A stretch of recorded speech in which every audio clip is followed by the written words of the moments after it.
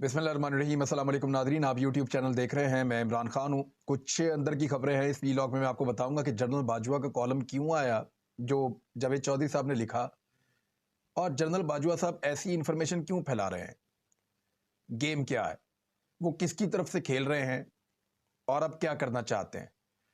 और दूसरी जानिब कैप्टन रिटायर्ड सफ्तर जो नवाज शरीफ साहब के दामाद हैं, मरीम नवाज के शौहर हैं, यही उनका पूरा तारुफ है इस वक्त, उन्होंने हाउस ऑफ शरीफ के ऊपर खुद कुछ हमला कर दिया है।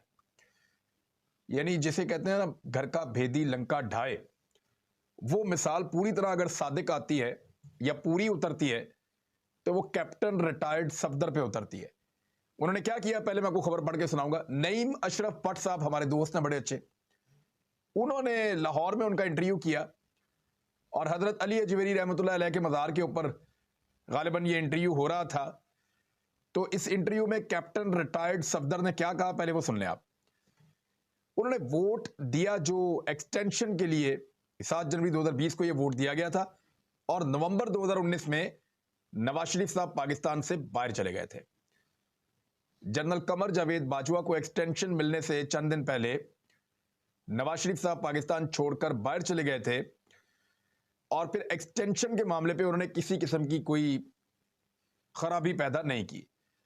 और 2020 में 7 जनवरी को नवाज शरीफ साहब की पार्टी ने जोक दर जोक, पूरी पार्टी ने जाकर, पीपल्स पार्टी के तमाम लोगों ने आकर, एएनपी, फजलुर रहमान, तमाम लोगों ने मिलकर जनरल कमर जावेद बाजवा को एक्सटेंशन के लिए वोट दिया, जो इमरान खान साहब चाहते थे कि एक्सटेंशन दें।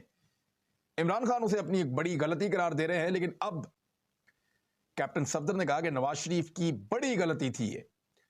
जिस दिन हमने कमर जावेद बाजवा को एक्सटेंशन का वोट दिया तो हमारा बयानिया दफन हो गया, वोट को इज्जत दो वाला। हमने वोट को इज्जत दो के बयानिए को बेइज्जत कर दिया। वोट को इज्जत दो का बयानिया अब नहीं चलेगा, ये कैप्टन रिटायर्ड सफदर कह रहे हैं। अब जरा यहां रुक जाए, पहले एक फैक्ट आपके सामने रख देता हूं, फिर आगे बढ़ते हैं। 7 जनवरी 2020 ये वोट दिया गया, और कैप्टन सफदर को यह लगा कि वोट को इज्जत दो का बयानिया दफन हो गया। लेकिन 18 अक्टूबर 2020 यानी इस वाकये के लगभग 10 महीने के बाद यही कैप्टन सफदर कराची में मरीम नवाज के साथ जाते हैं और बाबा कौम हजरत कायदे आजम रहमतुल्लाह अलैह के मज़ार के ऊपर खड़े होकर नाच नाच कर वोट को इज्जत दो का नारा लगाते हैं। जिसके बाद इनको गिरफ्तार किया जाता है दरवाजा तोड़कर, और फिर वहां पे सीनियर ऑफिसर्स को ओहदों से हटा दिया जाता है। बाजवा साहब इसका नोटिस ले लेते हैं कि कैप्टन सफदर को गिरफ्तार क्यों किया। यानी जनवरी में वो कह रहे हैं कि बयानिया दफन हो गया था, और अक्टूबर में वही कैप्टन सफदर साहब उसी बयानिए के नारे लगा रहे हैं। यानी लोगों को बेवकूफ समझा हुआ है। जब चाहेंगे वो कहेंगे जी बयानिया मौजूद है, और जब कहेंगे वो कहेंगे जी बयानिया मौजूद नहीं है, दफन हो गया है। एक्चुअली ये नहीं हुआ। ये बयानिया किस दिन दफन हुआ, ये एक पॉलिटिकल बयानिया था, इसकी कोई हकीकत थी नहीं।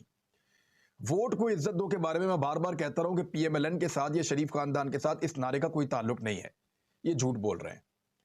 और ये नारा सिर्फ पॉलिटिकल गेन के लिए था, और ये नारा एक्चुअली पूरी तरह दफन तब हुआ जब रजीम चेंज ऑपरेशन के नतीजे में ये इस सरकार का हिस्सा बने। ये नारा तब दफन हुआ जब नवाज शरीफ साहब डील करके पाकिस्तान से बाहर चले गए। ये नारा तब दफन हुआ जब इन्होंने NRO 2 ले लिया। ये नारा तब दफन हुआ जब इन्होंने एस्टेब्लिशमेंट के बूट पॉलिश करना शुरू कर दिए, और जब चमक में कमी देखी तो जबान से भी बूट पॉलिश कर दिए, तब ये नारा दफन हुआ था। वरना ये नारा तो मौजूद था। एक नारा आपने लगाया था, लोगों को पसंद भी था, लोग आपको ज़िमनी इलेक्शन में वोट भी डाल रहे थे, और लोग एस्टेब्लिशमेंट के खिलाफ भी हो रहे थे। लोग ये कह रहे थे कि एस्टेब्लिशमेंट पाकिस्तान को चलने नहीं देती।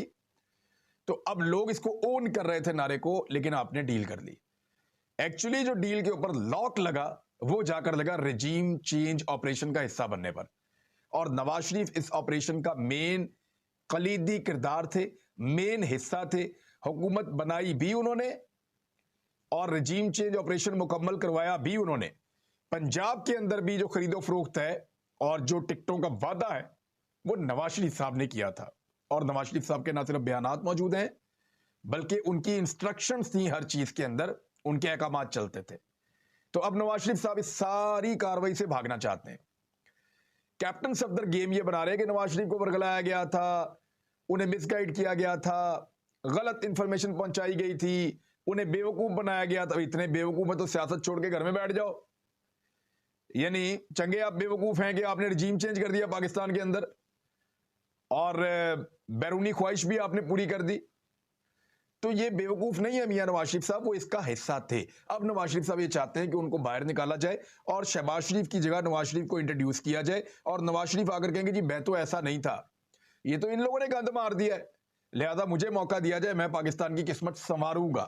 لیکن ڈار صاحب کی جو درگت بنائی ہے مفتاح اسماعیل صاحب نے, اب ڈار صاحب تو دوبارہ پی ایم ایل این کا وزیر خزانہ بننے کا سوچے بھی نہ, کیونکہ پارٹی کے اندر سے آوازیں اٹھ رہی ہیں اور لوگ کہہ رہے ہیں کہ اس شخص کو اکانومی کی الف بے کا نہیں پتا, اور اس نے تباہ و برباد کر رکھ دی ہے پوری کی پوری اکانومی.